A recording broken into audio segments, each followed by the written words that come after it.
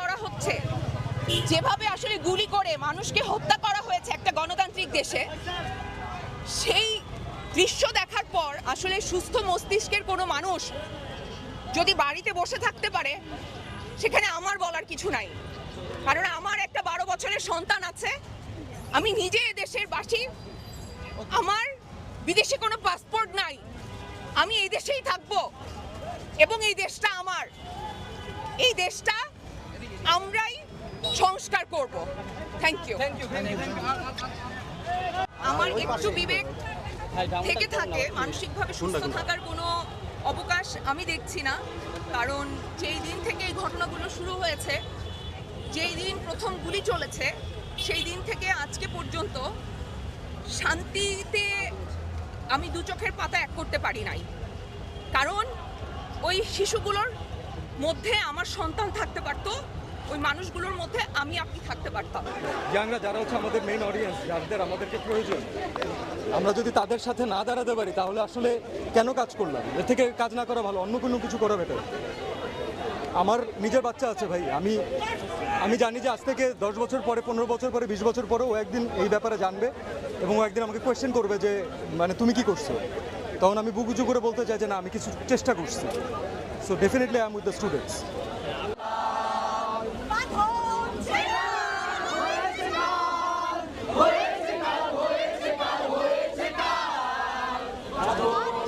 বাচ্চাগুলো কোনো অনৈতিক দাবি রাখে নাই যে তাদেরকে এভাবে করে প্রাণ হারাইতে হবে। এক একজন বাবা মার আহাজারি, এটা যার যায় সে বুঝে ভাই। সো এটা আমি জানি না আসলে এখানে কতটুকু আসলে এখানে ঢেকে ঢেকে বলা পসিবল। আমি কোনো ঢেকে কোনো কথা বলতে চাচ্ছি না আসলে। আর এটা এর বিচার যতদিন পর্যন্ত না হবে ততদিন পর্যন্ত বাংলাদেশের কোনো মানুষ শান্তি পাবে না, আমার বিশ্বাস। হতে পারে বলে মনে করেন? বিচার হতে হবে নিরপেক্ষ। সেই নিরপেক্ষতা যেভাবে এনশিওর করা পসিবল সেভাবেই হবে।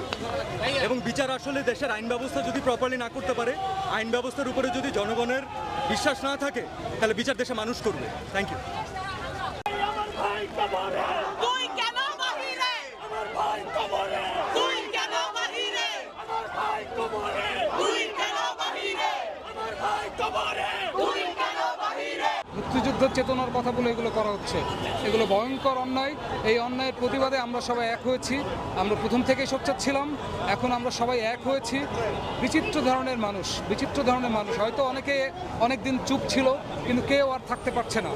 সবাই একসাথে হয়েছে। জনসাধারণের কাছে ক্ষমা না, এটার কোনো সমাধান না, ক্ষমাও না। সমস্ত সমন্বয়কে তাদেরকে মুক্তি দিতে হবে, সমস্ত ছাত্রদেরকে মুক্তি দিতে হবে। সাধারণ মানুষ এবং সমস্ত মৃত্যুর জন্য শুধু কান্না দিয়ে হবে না। এখানে যারা আছেন সবাই একদম পরিষ্কার মস্তিষ্কে এখানে এসেছেন। যদি এই দাবি আরও অনেক দিন চলে তাহলে আমরাও সেখানেই পার্টিসিপেট করব। এখানে পার্টিসিপেশন হবে না এমন কিন্তু না। আজকে একদিনের জন্য এসে দাঁড়ানো তাও না, এর আগেও কিন্তু আর্টিস্টরা বিক্ষিপ্তভাবে বিভিন্ন জায়গায় এই জিনিসটার এগেনস্টে কথা বলেছেন। তো জেনোসাইডের পক্ষে আসলে কথা বলার কিছু নেই। আর স্টুডেন্টরা আমাদের ফিউচারকে যখন আমরা এভাবে রাস্তায় গুলিবিদ্ধ অবস্থায় দেখব আমাদের প্রশাসন দ্বারা, এটা কখনোই কাম্য না। তো আমি বিশ্বাস করি যে এই দুর্দিনের একটা সমাধান হবে, কিন্তু সেটা খুব দ্রুত হোক, এইভাবে আর রক্তক্ষরণ না হোক, এটাই এক্সপেকটেশন। উদ্দেশ্যে কিছু বলবেন কিনা? কি বলবো? আন্দোলন চলমান চলছে, বিশেষ কোথায়? আমি জানি, আমি তো আমি আমার চাওয়াটা আমি বললাম, আমি এটাই চাই। যারা স্টেপ দিচ্ছে তাদেরকে অনেককে রাজাকার হিসাবে এরকম আখ্যায়িত করা হচ্ছে। আপনি কি বলতে চাচ্ছেন? না, আমিও তো অনেক কিছু বলতে পারি। হ্যাঁ, কিন্তু ব্যাপার হচ্ছে যে সেগুলো তো সিদ্ধ হতে হবে, সেগুলো তো প্রমাণিত হওয়ার ব্যাপার, তাই না? বলতে পারি না আমরা, কোনো প্রমাণিত সত্য আমার হাতে না থাকে আর কি। ধন্যবাদ সবাই। বাক করে নেন। ছোট ভাইরা, আমাদের ছাত্ররা, এরা কেউ ভালো নাই। কারণ ছাত্রদের থাকার কথা আজকে ক্যাম্পাসে, ছাত্ররা আজকে আন্দোলন করতেছে এবং তারা দীর্ঘদিন ধরে আন্দোলন করছে 9 দফার জন্য। এবং তাদের যে 9 দফা সেটা পূরণ হলে তারা বলেছে তারা আবার ফিরে যাবে। এই যে কোমলমতি ছাত্ররা যারা অধিকারের জন্য লড়াই করছে, আমার মনে হয়েছে যে আসলে, যেটা আমি তখনও বলেছি, আসলে আমরা ছাত্রদের পাশে দাঁড়াচ্ছি না, ছাত্ররা অনেক দিন পরে আমাদের পাশে দাঁড়াচ্ছে। ছাত্ররাই এখন আমাদের শিক্ষক, ওরাই আমাদেরকে শেখাচ্ছে যে কিভাবে ন্যায়ের জন্যে, বৈষম্য কমাতে সামাজিক সম্মান নিয়ে এই সমাজে থাকা যায়, একটা মানবিক রাষ্ট্র গড়া যায়। সেই কারণে আসলে আমরা শুরু থেকেই ছাত্রদের পাশে আছি এবং প্রতিবাদ করে যাচ্ছি। একটু যদি বলেন এই ইস্যুতে, আচ্ছা আগে বলুন নিহত যারা নিহত হয়েছে তাদের জন্য হচ্ছে কি আমার একটা বড় করে স্যালুট, কারণ জীবন দিয়ে তারা যেই ত্যাগটা করে গেছেন, তাদের পরিবার যারা মারা গেছেন তাদের পরিবার, তাদের ত্যাগের সাথে আসলে আর কারো কোনো রকম ত্যাগের কোনো তুলনা হবে না। আমরা অলরেডি বলেছি যে যুগে যুগে এরকম শহীদ জন্মায়, এখন এরকম শহীদ মুগ্ধ, শহীদ সাই এরা তৈরি হয়ে গেছে এবং ওরা আসলে আমাদেরকে নতুন দিনের পথ দেখাচ্ছে, যার কারণে আমরা আজকে রাস্তায়। জানেন আমাদের দেশে একটি সম্পূর্ণ অগণতান্ত্রিক এবং স্বৈরতান্ত্রিক পদ্ধতিতে দমন নিপীড়ন চালানো হচ্ছে বিগত 3 দশক ধরে। এখানে কোনো প্রকার জবাবদিহিতা নাই।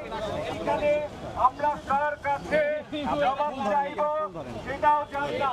আমরা এমন এক সরকারের হাতে রয়েছি যারা প্রতিনিয়ত আমাদের বিভ্রান্ত করছে এবং হঠকারী সিদ্ধান্ত নিয়ে নিরীহ মানুষকে আক্রান্ত করছে। এই আমরা বলতে চাই এটি একটি সুস্থ গণতান্ত্রিক সমাজের জন্য এটা ভীষণ অপরাধমূলক জায়গা এবং আপনারা আপনাদের যে গণতান্ত্রিক প্র্যাকটিস সেটার ব্যত্যয় ঘটাচ্ছেন এবং আপনারা ভুলে যাবেন না ভবিষ্যতেও কিন্তু এই দেশে গণতান্ত্রিক চর্চা অব্যাহত রাখতে হলে এইসব হিংসা, এইসব নিরীহ মানুষকে হত্যা, তাদের বিরুদ্ধে আবার মামলা রুজু করা, এইসব কাজটাকে এখন মানুষজন জানে। আপনাদের এগুলি বন্ধ করতে হবে। আজকে এই বৃষ্টির মধ্যে এইরকম একটা পরিস্থিতিতে আমাদের দৃশ্য মাধ্যম শিল্পী সমাজের থেকে যারা এসেছেন তাদেরকে অসংখ্য ধন্যবাদ জানাই। আমরা আবারও কর্মসূচি দিব। এটা শুধুমাত্র একটি গণতান্ত্রিক পদ্ধতির জন্য দৃশ্য মাধ্যম শিল্পীদের শুরু, এখানে শেষ নয়। আমরা রাজপথে থাকবো এবং কোনো কিছুকেই কোনো দমন পীড়ন দিয়ে আমাদেরকে আটকে রাখা যাবে